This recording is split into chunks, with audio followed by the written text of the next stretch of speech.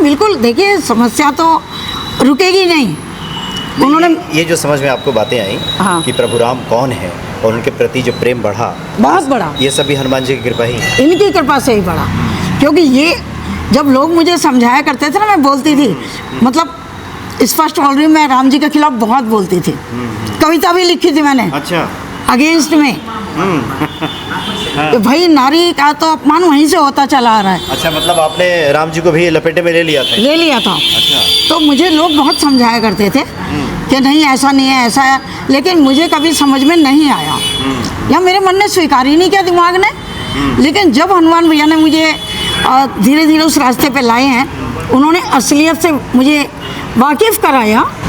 अब मुझे अयोध्या तक ले गए और कहा देखिए ना हनुमानगढ़ी से वापस आ रही थी, वहाँ तक भी वो मुझे लेकर के गए। और मतलब उन्होंने फिर मेरा जो मन और मस्तिष्क है ना, वो हनुमान जी की कृपा से ही साफ हो पाया है, वैसे नहीं हो सकता। हनुमान जी जो है वो कुमति निवार सुमति के संग सुमति देते हैं, बिल्कुल देते हैं, अच्छी मति देते हैं। लेकिन मैंने बहुत सुंदरकांड के अनुभव देखे हैं, लोगों से सुने हैं कि बड़ी बड़ी समस्याओं से व्यक्ति सुंदरकांड से निकल जाता है। और सुंदरकांड तो खैर है ही जो शक्तिशाली। मैं कहती हूँ हनुमान जी के 12 नाम जितनी शक्ति देखिए आप।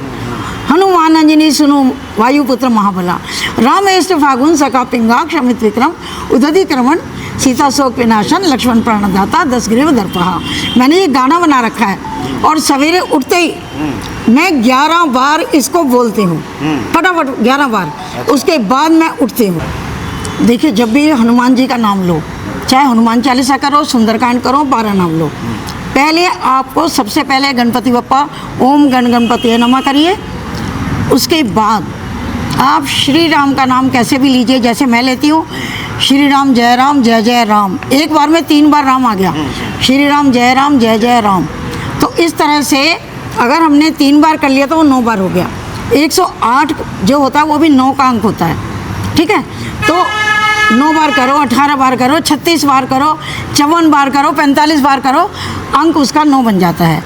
और हनुमान जी का अंक भी आपको पता है 9 है। और मेरा जन्मदिन भी 9 अप्रैल है। अच्छा। तो मैं खुद भाई 9 वाली हूँ, तो मेरे अंदर तो ऊर्जा ताकत ये वो, डरती नहीं हूँ मैं बिल्कुल भी। यानी वक्त पहले गणपति बप्पा को याद करें, पहले राम जी का नाम लें, फिर हनुमान चालीसा का पाठ करें, फिर हनुमान चालीसा का पाठ करो। और संपुट अगर लगा सकते हैं, है ना, मंगल भवन अमंगल हारी, प्रभु सुदशरथ अजिर बिहारी, दीन दयाल विरद संभारी, हर नाथ मम संकट भारी। इसका संपुट लगा लें। जैसे मान लीजिए 3 हनुमान चालीसा का संकल्प लिया आपने, 1 हनुमान चालीसा कर दी, संपुट लगा दो, फिर दूसरी कर लो, फिर लगा दो। और सब करने के बाद अगर ऐसी समस्या है कि जब आप बहुत मजबूर हो गए हो, आपको रास्ता ही नहीं मिल रहा, तब आप बजरंग बाण का पाठ कर सकते हैं। बहुत सी जगह पर मैंने सुना है कि बजरंग बाण नहीं पढ़ना चाहिए, उसमें राम की सौगंध देते हैं, सीता माता की सौगंध देते हैं, और देते भी हैं। उसमें मेरा मानना ये, मैं खुद भी करती हूँ। कभी ऐसी समस्या हो कि फंस गए हम, हमारे पास रास्ता नहीं है, तो बजरंग बाण पढ़ने से पहले हनुमान जी से हाथ जोड़ करके क्षमा मांग लें कि हे हनुमान जी, मेरे पास कोई रास्ता नहीं बचा है, मैं क्षमा चाहती हूँ कि मैं आपको श्री राम की सौगंध और राम जी की सौगंध देने जा रही हूँ, लेकिन मेरे पास कोई रास्ता नहीं है, आप मेरी मदद करो, मैं आपकी शरण में हूँ। पढ़ लीजिए, पढ़ लीजिए। उसके बाद भी फिर एक बार क्षमा याचना कर लीजिए। और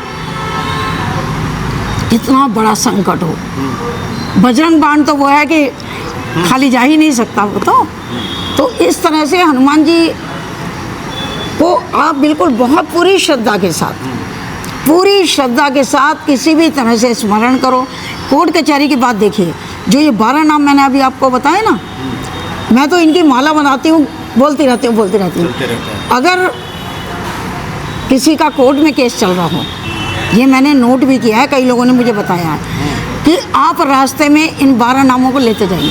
अच्छा, लेते जाइए। कोर्ट केस में आप जा रहे हो ना, तो इन नामों का आप लेते रहिए। सुनवाई हो रही है, आप वहाँ बैठ करके अपने मन ही मन में वो उन 12 नामों का स्मरण करते रहिए। एकदम सफलता मिल जाएगी। मिलेगी। हर संकट दूर होगा। कोई ऐसा नहीं है संकट, कौन सा संकट मोर गरीब को जो तुम सो नहीं जाते टारो, काज किए बड़े देवन के। भाई सबसे बड़े बड़े देवी देवताओं के काम तो आपने किए, तो ऐसा मेरा कौन सा काम है भाई जो आप नहीं कर सकते? आप सब कुछ कर सकते हो। जी हाँ। तो संकट मोचन है, संकटों को हरने का काम है उनका।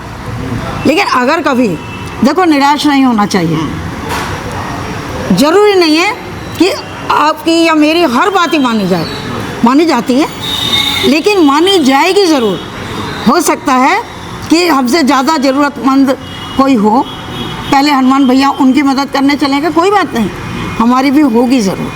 क्योंकि जब मैं पूजा करती हूँ ना, साईं बाबा के साईं मंदिर जाती हूँ, तो ईमानदारी से मैं हाथ जोड़ कर ये कहती हूँ, बाबा मेरे दाएं बाएं बहुत लोग बैठे हैं, मुझे नहीं पता किसकी क्या प्रॉब्लम है, लेकिन आप जानते हो। मैं अपने हृदय से कह रही हूँ, बाबा अगर मुझसे ज़्यादा ज़रूरतमंद कोई मेरे दाएं बाएं बैठा है इस समय, तो आप पहले उनकी पुकार सुनना, मेरी तो आपको करनी है, मुझे कोई चिंता नहीं, मेरा तो होगा ही होगा।